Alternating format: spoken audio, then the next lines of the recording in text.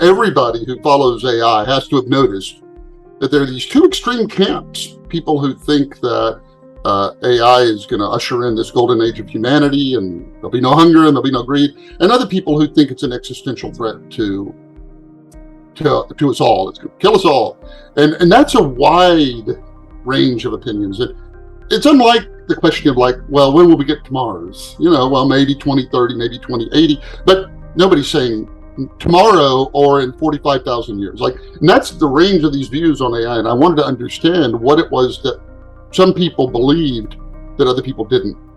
Hi, everyone. My name is Lauren Hawker-Zaffer, and this is Redefining AI, a tech podcast that focuses on key narratives that help people explore artificial intelligence, machine learning, insight engines, and the insight era. In this episode, I've been joined by Byron Reese. Byron is an Austin-based entrepreneur with a quarter of a century of experience building and running technology companies. He's a well-recognized authority on AI, and he holds a number of technology patents. Byron is also a futurist with strong conviction that technology will help bring about a new golden age of humanity. He's the author of 4 technology books, with his work being featured in multiple news outlets.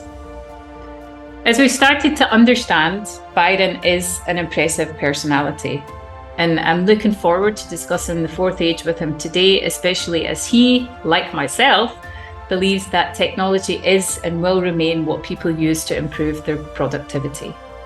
I'm also curious as to how he remains so optimistic about the fourth turn of change and how the changing technological landscape can create multi-billion-dollar opportunities for organizations. Byron, it is a pleasure all the way from Austin. Welcome. Thank you so much for having me here. It's really lovely to have you here. How are you today? Oh, I'm doing really well. Thank you. Mm-hmm. I'm sure that our guests are curious to hear a little bit about you and what has brought you to this particular point in your own adventures, Byron. Well, I may be the least interesting part of what I have to talk about. I graduated from university in the 90s, and I moved to the Bay Area to, be a part of that. But then I used to watch Star Trek, and I read a quote once. And it was Gene Roddenberry, the creator, and he said that in the future, there'll be no hunger and there'll be no greed, and all the children will know how to read. And I wondered if that was true or if it just rhymed. And so I was very curious why the future happens the way it does. And that's what a futurist is. They don't like prognosticate, but try to understand why one thing happens and not another. And the only way you get insight into that is by going into the past. So I really write books mostly about the past, and I just try to. And if you think about it, that's what AI is, right? It's data about the past. We look for patterns in it and use those patterns to make predictions or into the future. And that's kind of what a futurist is. Mm-hmm. So would you say then, you write about the past, but you look into the future, you try to understand the future. Do you live in the future? Do you live in the past? Or do you live in the present? I don't know. My wife and I have 4 children that we homeschool, and that is an exercise in thinking about the future, because you realize they're going to be in the job market maybe, I don't know, till the year 2100 or something, really. And so what do you teach somebody today that would be useful in the year 2100? I don't know. I don't know how to answer that. Mm-hmm. So, admirable, like homeschooling 4 kids. I have 1 child of my own, and I've always envisioned what I do, partly homeschooler, obviously in the evening, to encourage extracurricular activities, and homeschooling as well. It is quite, getting that balance between the authority of being able to transfer knowledge and teaching your own children, and then changing into the role of a caregiver, a father, everything else that comes with that. It is something that requires a good amount of balance. How do you find that balance? Well, I credit more of it to my wife than to me. Okay. And, it maybe we should have put one of the four in regular school, like a controlled experiment. We could see how that one turned out versus the other three, but we didn't. And I would say, as a parent, like the most important thing is to like teach your kids to be good people, and you want to see that they're mentally engaged in whatever they're doing. It doesn't really matter what it is.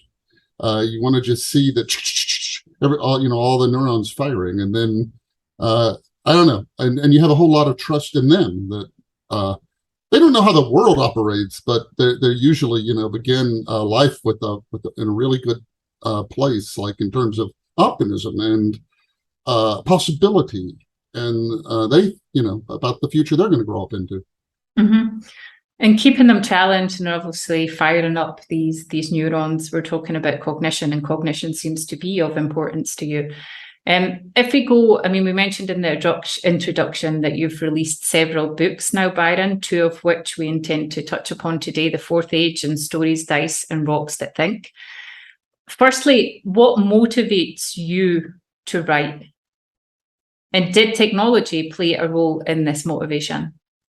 More like, access to outlets, the internet, opportunities to share and communicate. I would say I write about things I'm interested in. So most of the time when I start a book like Stories, Dice, and Rocks That Think, most of the material in it I don't know when I go into the book. And I have a lot of fact checkers who are like a safety net under that. But they, so I don't usually know so I pursue my own interest, just like I was talking about with your kids. In the end, you just want to see them doing something they're passionate about. Like the people that I know who are happiest are doing things they want to do.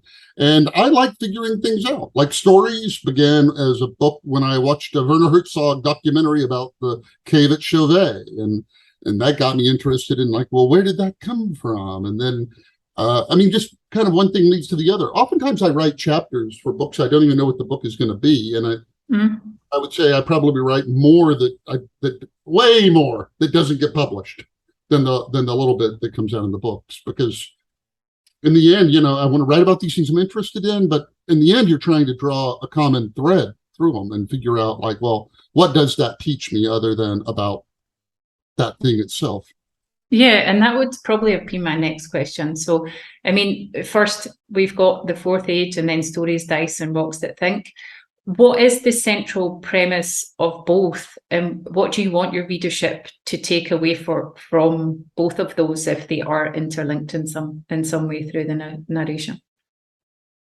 The Fourth Age is a philosophy book about artificial intelligence. I'm not supposed to say that because that doesn't boost sales usually. And I hope it doesn't read like a philosophy book, but that's really what it is. And the opening sentences of that book tell why I wrote it, which is everybody who follows AI has to have noticed that there are these two extreme camps. People who think that AI is going to usher in this golden age of humanity and there'll be no hunger and there'll be no greed. And other people who think it's an existential threat to us all. It's going to kill us all. And that's a wide range of opinions.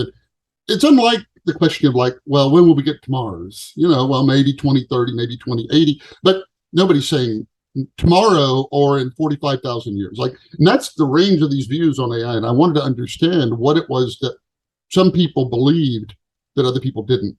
And it turns out that a lot of it, there's one central question that it boils down to, which is, are people machines?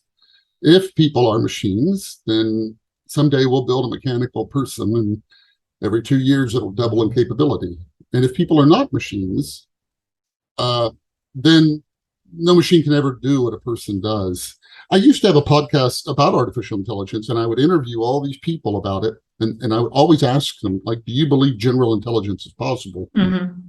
97 of 100 said yes, and only 3. Really? Well, these are AI people. And only 3 said no. And I'm in the no camp. The Fourth Age isn't trying to convince anybody of anything. I'm not trying to pursue, but for the record, that's what I am. I don't believe we're people. I don't believe we're machines. And you don't even have to go particularly spiritual to have that belief. You don't have, we have these brains, we don't understand how they work, and they give rise to these minds that are emergent. Like I'm creative, but none of my cells are creative. So somehow these emergent properties come out. And then I have something called consciousness, which means I can experience the universe. A thermometer can measure temperature, but it can never feel warm. And I can. And I have to think those things are wrapped up in intelligence. And I'm not convinced we can make that in a fab. I don't have that much faith. Interesting. There's so many questions that have come out of that. So first of all, like going back to, you mentioned that the Fourth Ages of Philosophy book about AI, and you said that it wouldn't boost sales. Is that because people are not interested in the philosophical aspect or the turn of philosophy on AI, or why is that? A philosophy book about AI sounds like chloroform in print, even to me. Like, oh my gosh, that sounds boring. Like, philosophy books sound terrible. I mean, I've tried to write it to be engaging. I mean, but that's what it really is. It asks, it tries to answer the questions like, is automation going to take all the jobs? Well, again, that just boils down to a philosophical question. Well, you're back actually to, are we machines? If we're machines, then eventually the machines are going to be better at doing our jobs than us. If we're not machines, then we're not. And so that's the sense it's a philosophy book. Kierkegaard is never quoted in it, or Spinoza, or anything like that, but it's still fundamentally that. And then you were mentioning out of the 100 people that you questioned around if general AI will ever be possible. So 97 of those said yes and 3 said no. The 3 that said no, did they pertain or stem from a certain faculty or thought camp? One of them said, look, a neuron may be more complicated than a supercomputer. It may require, it may operate at the Planck level, right? Like, that's the grain of the universe. That's the pixels of the universe. That's as low as you get. You can't cut anything down there in half. And if a supercomputer, if every neuron you have is more powerful than a supercomputer and it operates at that level, then your chances of building that are low. And then one of the guests said machines don't have souls. And so that's a range of opinions about why we're not machines. And you said you're in the no camp. Absolutely. I mean, yeah, absolutely. Yes. I think I'm in the no camp as well. It's very unusual because when I speak in front of audiences and I say, who here believes you're a machine? So 97% of my AI people say yes. The general public is about 20% believe they're machines. So there's a huge disconnect. And so when those people who believe they're machines make predictions, it's with that core assumption. And if you don't know that, then those predictions can be very, very frightening because they know more than I do, right? But that may be true, but they may have false beliefs about the nature of things, which would be forgivable. Like, it's what we try to figure out as people. What is the nature of all this? Yeah, that's very true. So who's your ideal reader then? Or does it change depending on the narrative from book to book? I mean, you mentioned that sometimes you start with writing chapters and then it develops into a book, but you must have, I mean, in the sense of when you write to express, you're writing to a certain ideal or optimal. Who is your ideal reader? So my ideal reader is somebody who I would like to hang out with. And I never feel like I'm bringing down revealed truth from Mount Sinai and I had the tablets and I give them, like, not at all. It's like, I've worked really hard on understanding this thing. I'm dying to tell you what it is. And then when I'm done, I want to hear what, you've been working on trying to figure out. So it's very much somebody that I think appreciates honest inquiry and has a curious mind and willing to listen to what I've been thinking about and will want to share what they've been thinking about. I get wonderful emails all the time, today, that from people who, they apply what they're working on to something in the book. And I love that. I love that because it really does take on a conversation at that. It feels like a conversation at that point. And is that why you write then? I don't. Okay. I don't know. I mean, I've been having a little bit of a crisis about that lately. And whether I'm going to write anymore or not, I really don't know. It's one of these strangest things that, like, I mean, I'm sure nobody really cares, but it's a compulsion to do it. But then, as I said, I'm 33 days away from my next deadline, and the kind of books I write, if I wrote fiction, maybe you can tell your story and put it aside for a month and come back to it and keep telling it. My books are not like that. I have to keep like all this stuff in my head at once, and I find it overwhelming, and I just don't know if I'm going to do it anymore. Okay. Well, hopefully you do. I mean, we enjoy reading your books. And I think that part of writing a book as well is, making demands, not only on yourself as a writer, but on the reader, and also taking care of the reader. How do you try to get that balance as well when you're writing? What do you mean? Like, obviously, when writing a book, you're trying to make demands in the sense that you want to pose questions. I mean, part of this part of your book, let's say in chapter 5. So in chapter 5 and throughout your book, you refer back to the 3 foundational questions of what artificial intelligence will be capable of, whether computers can become conscious, and if robots will take all of our jobs. And I would say that in doing this, you're obviously critically asking your readers, to think about this, and this is part of you making demands on them to actually contemplate and think about all of these important questions that are foundational to your narrative. But how do you also take care of them in the sense to make sure that you're taking them with you? Do you have any techniques, or is it something that just comes naturally in progression in writing? I don't know. I mean, I would say that I always think about my reader. I never try to sell them anything. I never try to persuade them of something, because I think that if it's an open question, I write in stories. I mentioned something about Homo erectus, this creature that lived, and I have very different views about what they were capable of. And again, they're minority views. Like, I'm not in the majority on that. So I feel I must always point that out. I even quote people who are directly opposed to it, by name and title.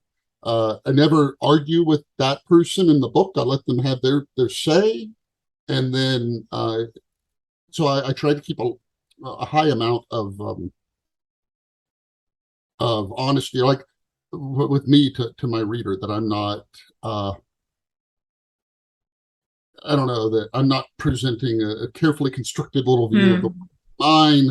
And then they go off and tell people, oh, Erectus was like this. And then the other people are like, nobody thinks Erectus. And then they're like, that's what. But so if I feel like if I'm just honest about my learning process and about where I'm out of the consensus, then I hope my reader will be forgiving of that. Like, they don't feel like I'm trying to pull a fast one. I also try to put a lot of humor in the books, because most of these books read, you can't really tell the voice, in my experience, you can't really tell the voice of one person from another when you're pulling those books off the shelf. And I think maybe the reader is supposed to forget they're reading. At some level, they're just kind of absorbing it. Yeah, very much so. And my books don't read like that at all. I mean, they're definitely me, and I use popular cultural references all the time. I try to be humorous and funny, and I'll even go down tangents, which normally authors won't. But And boy, the bar is high on that, because it sure better be interesting. If you're going off topic to tell your reader something, you can do that, but you got to make sure it's like, they're not like, why in the world did he just tell me that? I didn't like, so I go on digressions that I think are fun. I used to footnote them all, but I think those ruin the flow of the reading. If your eyes are popping up and down, they ruin the audiobook about where to put it. So now I just leave them all in the narrative. There was a lot of humor cut from the Fourth Age because somebody believed it detracted from the gravitas. But nowadays, I would have left it all in. Interesting. So if we look at those three foundational questions that we highlighted of what our artificial intelligence will be capable of, whether computers can become conscious, and if robots will take all of our jobs. You mentioned that at the dawn of the Fourth Age, these questions have become immensely practical. And we also spoke, obviously, about the implications that it has on not only our generation, but future generations. I mean, we spoke about the homeschooling and obviously, thinking about what future generations are going to do in 2100. What does this shift mean in the sense of thinking about these questions for younger generations as well? I have so much confidence in the younger generation. I think that they really are wonderful. I mean, everybody I know today who's young has a cause or something that they believe in, and they're very socially conscious. And all of these things that when I was in high school in the 80s, I just don't remember. I mean, I think they're wonderful. Unfortunately, they've come into a world which has peddled fright to them and to everybody else, not just them. But there's, I kind of chalk it up to the 24-hour news cycle. What in your water is killing you? Tune in after these messages to find out. And I think if you just get that relentless, things are going to be bad, like over and over and over and over. You can't help but to internalize it. And I am an optimist for reasons I'm happy to go through. I can tell you the only thing that will keep an optimistic future from happening is if nobody believes in it. Because it's work, right? It's work. And so the minute everybody's like, I'm not going to. I recently, when they built St. Peter's in Rome, instead of paintings, they used mosaics, little tiles. And then they got all the artisans to do overage of the tiles that they put back. So for the next 1,000 years, they would be able to repair them using the exact same tiles. So the colors were the same and everything. And I just earlier this year had an opportunity to go back there and open those drawers and see those handwritten notes from the 1500s of the artisans and realize that's a way to the Swedish government a few hundred years ago planted an entire island with oak trees so that they would, in 200 years, when they were mature, be able to build, the kinds of ships that they would need to do it. See, they didn't get exactly what was going to happen in 200 years, but they were thinking about it. I was just thinking about when they put in the sewer system in London, which was a big ordeal. It was a big thing. And they figured, the guy who was in charge of it, he said, okay, what's the biggest it could possibly need to be ever? And they told him, I don't remember, 36 inches across. So just say that, a meter. Mm-hmm. And then he said, you know what? We're only going to get one chance ever to do this. So make it twice that size. And they did. And then the future where people are flushing their nappies and all that down, they can deal with it because they believed in the future and they believed that. Sure, yeah. Mm-hmm. And the minute you lose that, the minute you're like, doesn't matter. Then we're all, why polish brass on a sinking ship, right? Like, why bother? That's the only thing we have to be careful of, I think. And I think that that's something that you do well in the book, in the Fourth Age as well. I mean, in the book, you tell us about, how we got to the point of the Fourth Age and how, rather than what, we should think about the topics we'll all be facing very soon. So some of these topics are like, machine consciousness, automation, employment, creative computers, radical life existence, artificial life, AI ethics, the future of warfare, superintelligence, and the implications of extreme prosperity. Now, you're in teaching about this rather how, this how rather than the what, how would you personally summarize this how thinking that you're encouraging for our listeners when it pertains to those topics? What I said earlier about most of your thinking almost will always be about the past and how things turned out the way they did. And so there was a time 60, 70,000 years ago where we think humans got down to 1,000 mating pairs and that was it. And nobody would have bet on us. And somehow, we became the preeminent species. And that's really shocking. Is you have to say, how did that happen, and how did we do that? Also, you have to realize that we were a timid little species because it served us well. Like, if it would be better to see a rock and mistake it for a bear and run away, like, it's a bear, run, than to be an optimist and to see this thing and say, it's probably just a rock. I'm sure it's a rock, and get eaten by the bear. And so we're like these timid, like, it could be a bear, that could be a bear. And so we have this like innate fear of anything new. We have innate fear of all these things in the future.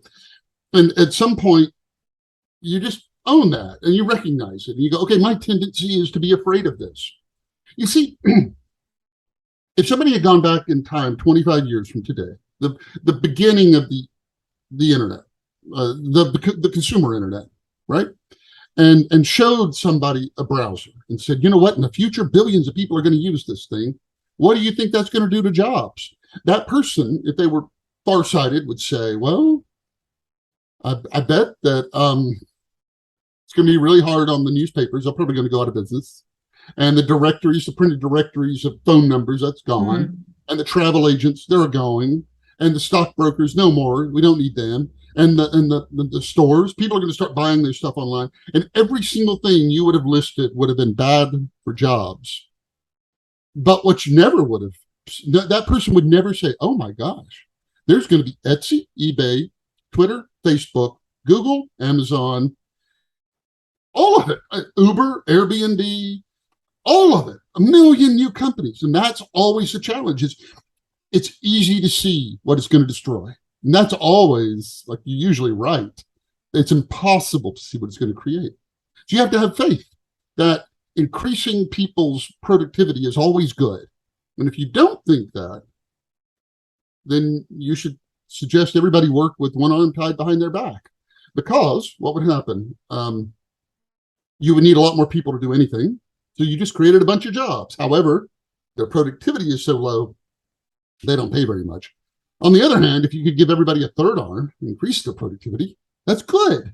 And so I try to always just stick to the basics and think of the underlying dynamic and what's really going on.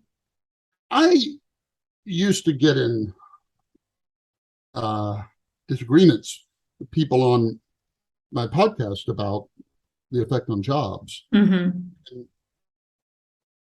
And now I just ask a real basic question, which is, can you name one job that's been eliminated by technology in the last 5 years? Just one. I mean, I can't. Yeah, on the spot, it's quite hard to actually come up with one. I'm sure there is. But that's the thing is, if it were killing all that stuff, then we would see it. And you can't name one.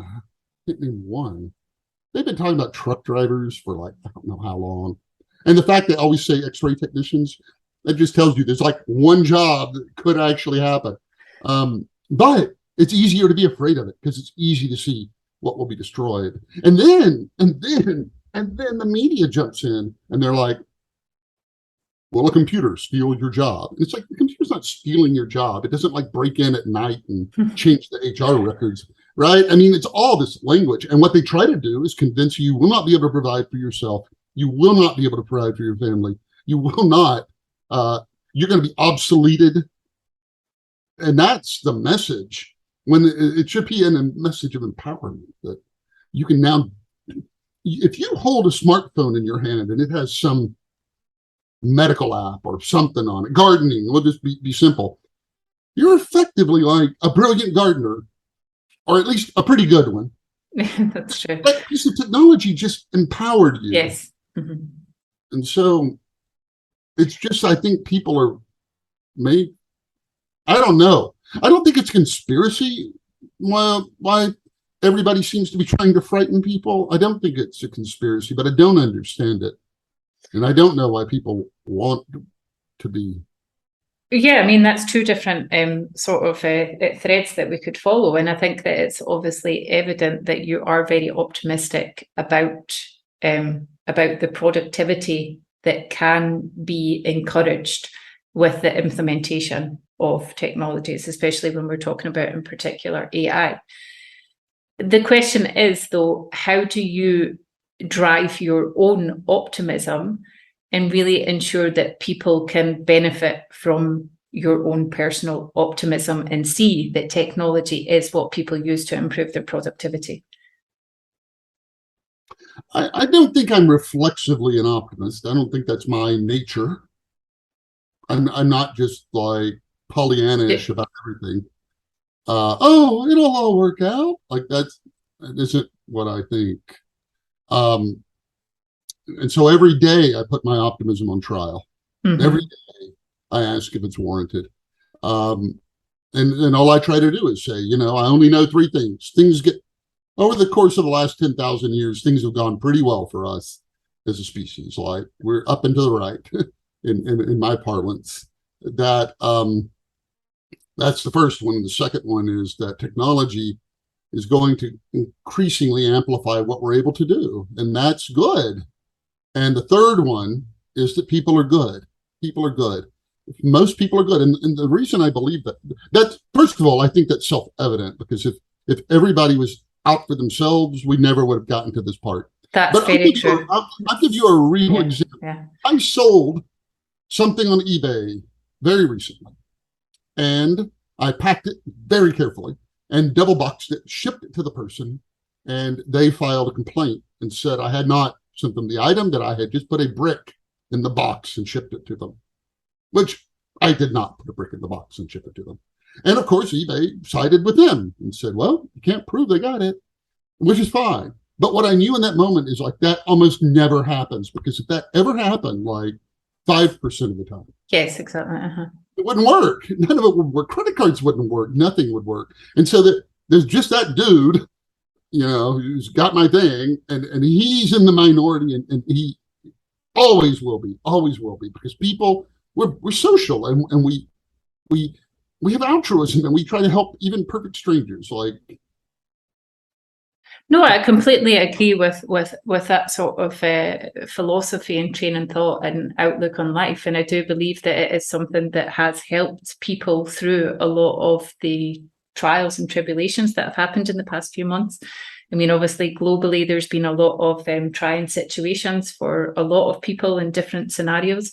And I think that one key consideration that can hold truth, and that is evident in the development of history, if we look, as you mentioned, into the past, and if we're looking into the future, it's the nature and the intrinsic desire of the majority of human beings to actually do good and not evil. I mean, it goes back to the question then that I would say that we started with, are people machines? And we could then contribute or collectively argue together, or look at, this one example of, can a machine identify between good and bad, and, motion that into a positive direction as well.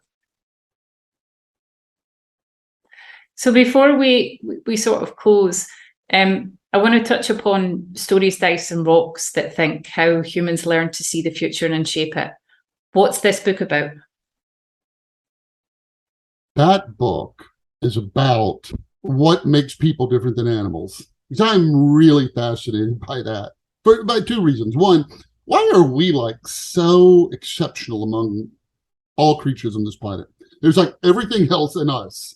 Mm-hmm. We're basically like aliens to them, right? Like that's really what and like why? Why is there just one? Why is there just one? And second, where are the species that are coming up? Where are, as I put in the book, where are the Bronze Age beavers? Where are the industrial age iguanas? Where are the penguin poets? Like, where are kind of the ones that, well, they're not there yet. Like, what has a dolphin done? Like, what do they have? I know they don't have the internet or telegraphs or mail or an alphabet or writing or anything. And I wanted to understand those two things. Why it happens, that we're so different. And the first thing is that we know there's something called the future, and we know there's something called the past. And as strange as it may seem, animals don't. They live in the perpetual present. And they don't have episodic memory. Fascinating ways that they test this. There may be a few animals that can think into the future hours, maybe, but I spent a lot of ink in the book trying to draw that distinction between us and them. I'm not down on animals at all. They may very well, I'm sure they feel pain like we do. They are intelligent.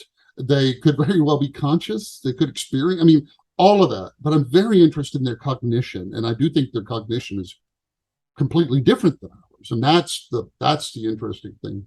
So the book begins about that. How are people and animals different? And when you get to that and you say, well, we can see the future. We can imagine the future. We understand that the way we do that is through little stories we tell ourselves every minute. Oh, I could get over there. I could change the lanes and do this. And then that might happen. Or I could get this down. Like all of your life is you're kind of living in this constant, like assessing the future. And then we wanted to do more than that. We wanted to predict the future, which know what was going to happen. We're driven to do that. And that's about the invention of probability. And that is dice. That's the middle section. Boy, that sounds like a boring topic. And I promise you it isn't. There's not an equation in the book. It's just storytelling about letters between Fermat and Pascal and the things they didn't know. Like, I think this is the coolest thing in the world.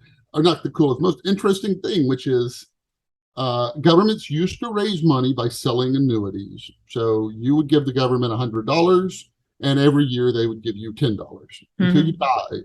Okay? Two guys walk in to buy an annuity. One's 20 and one's 80. Who should have to pay more for the annuity? Well, the young person, because they're going to live longer than the old person who probably may not even make it out of the office, right? They didn't know that. Up until mid-1600s, there was a belief that everybody had an equal chance of dying every year after you were no longer an infant. And if you think about it, in a world where death is capricious, like the donkey could kick your head and kill you. The donkey may kick an 80-year-old person's head or a 20-year-old. You don't know. But the minute we came up with probability, one person could spend one afternoon walking around the cemetery, just writing down the ages of people at death, and they could build an actuarial table and make predictions about when you're going to die. And that's all of a sudden, like, you just change death from capricious to math and things like that. That's what that book's about. And then the last chapter, Rocks That Think, that's a last section. That's a metaphor for computers, which are rock silicon chips that think. And that's the part about AI. And I ask, our great tragedy as a species is that we die and everything we knew dies with us. Very little passes on, very little. And there's kind of no way around that. But there will be in the future, not because we live longer, but because we've got sensors that record all this stuff, cause and effect, cause and effect, cause and effect. And over time, all the decisions you make, good and bad, in your life will be combined with those made by billions of other people and be used to advise people. And therefore, in the future, everybody's going to be more wise than the wisest person who ever lived, because they're going to have the experience of billions of people before them. So that's what that book's about. It sounds fascinating and really enticing. And you also mentioned that only animals are immortal, don't you, in the book? I do, because they don't know they're going to die. Yeah, I think that's pretty, yeah. And that was the price we had to pay to see the future in the past, to know there's going to be a future that we're not in. Yeah. which is a poignant ending to the conversation. But that is something that obviously comes from essayist, as you mentioned in the book, Jorge Luis Borges. Right. Mm-hmm. Yeah, that wasn't me. That was. Mm-hmm. So, except from man, all creatures are immortal, for they are ignorant to death. Yeah. But we're living today, and we've had a really wonderful discussion. It's been great to have you here. As I mentioned at the start, between you and I've really enjoyed reading your books. I love the way that you write. And I think that our listeners would profit from looking at one or many of your writings. You've also got one coming out. What's it about? What's it called? Or are you not allowed to disclose the information? No, I would love to. It's going to be the... do you know what a superorganism is? I'm trying to figure out, do most of my readers, are they going to even know the term superorganism? Superorganism. I've heard it, but I wouldn't be able to give you a definition of what it is. Good to know. So the idea is, there are bees, honeybees. I used to raise bees, and so there's a lot about bees in this book. And the honeybee, that's a creature like a honeybee. Yeah. But all the honeybees can come together. That's an organism. Those honeybees can come together and make a beehive. And that is an organism too. Interesting. Superorganism. Mm-hmm. And it's different. Just like your cells don't have a sense of humor, but you do. The hive is a different creature than the bee. For instance, a bee is a cold-blooded creature. It cannot regulate its own body temperature. The beehive is warm-blooded. It holds its body temperature at 97 degrees. The bees work to cool and heat it to keep it amazing. So it's a different animal. Now, it's incredible. Here's the question. Do all people form a superorganism? Superorganism. That we can't even perceive. And I call it agora. That's the name of the superorganism of humans. It's after a Greek word for like the marketplace, where it's noisy and all the activity and the government and the businesses and the doctors and the debate. Beautiful analogy. And that's us. That's our collective. And so my question that I ask in this book is, last thing I'll say on it, what is agora? Is it like a metaphor for understanding the division of labor? Or is it a system like a car? Like it can break, but it's not alive. Or is it a creature? Is it creature that's alive and has consciousness? And if so, what does it want? What is it? Why is it here? Well, I wish you luck with that. It sounds like it's going to be a very enjoyable read as well. It's something that I can sort of ponder upon as well and ask myself the question this evening or later in the weekend. That one for a debate, I think. Thank you so much for having me. No, thank you. It's really been enjoyable. And I want to thank everyone else for listening today. It's been insightful. If you want to learn more about AI, machine learning and search, then come and take one of our free courses at learn.squirrel.com.